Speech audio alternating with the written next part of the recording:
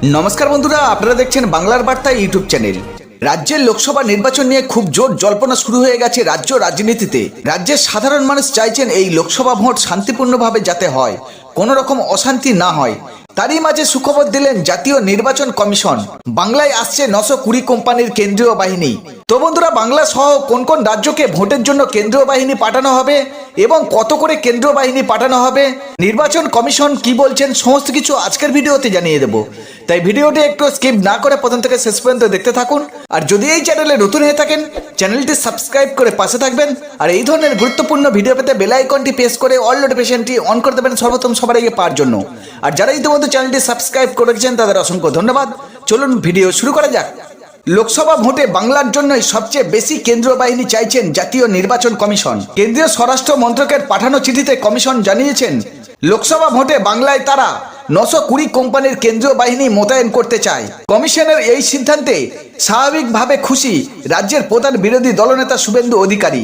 অন্যদিকে কংগ্রেস বা বামেদের বক্তব্য, শুধু কেন্দ্রীয় বাহিনী মোতায়েন করলে হবে না, তারা যাতে সক্রিয় থাকে এবং তাদের সমস্ত জায়গায় পৌঁছে দেওয়ার কাজ যেন সঠিকভাবে করা হয়। শাসক দল তৃণমূল এই বিষয়ে কিছু বলতে এখন নারাজ। বাংলার পর যে রাজ্যে সবচেয়ে বেশি বাহিনী চেয়েছেন কমিশন তা হলো জম্মু ও কাশ্মীর। সেখানে সুষ্ঠুভাবে নির্বাচন করার জন্য 635 কোম্পানি কেন্দ্রীয় বাহিনী চাওয়া হয়েছে। উত্তরপ্রদেশের জন্য কমিশন চেয়েছেন 252 কোম্পানি কেন্দ্রীয় বাহিনী। বিহার ও ছত্তিশগড়ের জন্য যথাক্রমে 295 ও 360 কোম্পানি বাহিনী চেয়েছেন।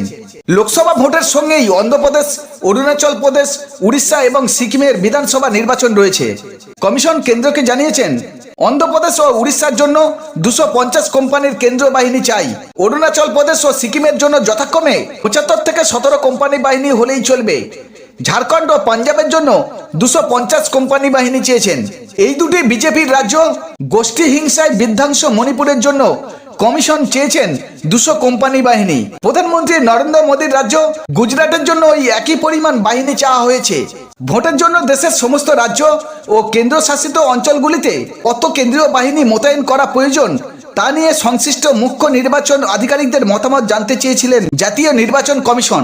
কমিশন সূত্রের খবর, আধিকারিকরা যা রিপোর্ট জমা দিয়েছেন তার ভিত্তিতেই কেন্দ্রীয় স্বরাষ্ট্র মন্ত্রকের কাছে বাহিনী চাওয়ার জন্য সুপারিশ করা হয়েছে। কমিশন কেন্দ্রকে জানিয়েছেন, দেশ জুড়ে সুষ্ঠু ও শান্তিপূর্ণভাবে নির্বাচন করতে 3400 কোম্পানির কেন্দ্রীয় বাহিনীকে কাজে লাগাতে চায় তারা। এর মধ্যে পশ্চিমবঙ্গের জন্যই 920 কোম্পানির কেন্দ্রীয় বাহিনী চেয়েছেন কমিশন। কমিশন জানিয়েছেন, যত দফায় ভোট হোক না কেন সব দফাতেই ওই 920 কোম্পানি কেন্দ্রীয় বাহিনী মোতায়েন থাকবে। গোটা ভোট পর্ব মিটে গেলেই তবেই রাজ্য ছেড়ে আসবেন কেন্দ্রীয় বাহিনী।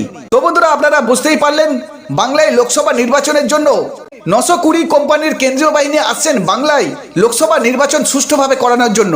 তো বন্ধুরা, এই ছিল আজকের আপডেট। আর এই ধরনের নতুন কোনো আপডেট আসলে সর্বপ্রথম এই চ্যানেলে আপনাদের জানিয়ে দেওয়া হবে। ভিডিওটি ভালো লাগলে লাইক, শেয়ার ও কমেন্ট করবেন। আপনারা ভালো থাকুন, সুস্থ থাকুন।